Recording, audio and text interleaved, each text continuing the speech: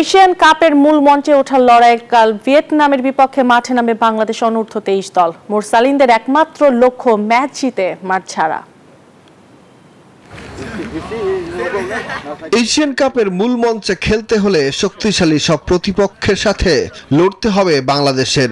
সেই কথা মাথায় রেখেই দেশের মাটিতে প্রস্তুতি শেষে কাতারে কন্ডিশনিং ক্যাম্পের পর ভিয়েতনামে পা রাখেন কিউবা মুরসালিনরা। কন্ডিশনের সাথে মানিয়ে নিতে প্রতিপক্ষের মাটিতে নিজেদের বেশ ভালোভাবেই মানিয়ে নিয়েছে সাইফুল বারী টিটুর দল।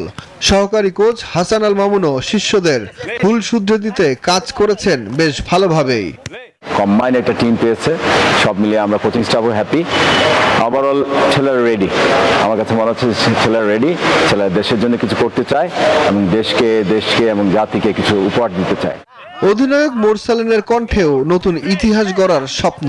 আমরা আমাদের সর্বোচ্চটা দিয়ে চেষ্টা করব, আর আপনারা যারা আছেন আমার দেশবাসী আমাদের জন্য দোয়া করবেন, কারণ আপনাদের সমর্থনই আমাদের শক্তি।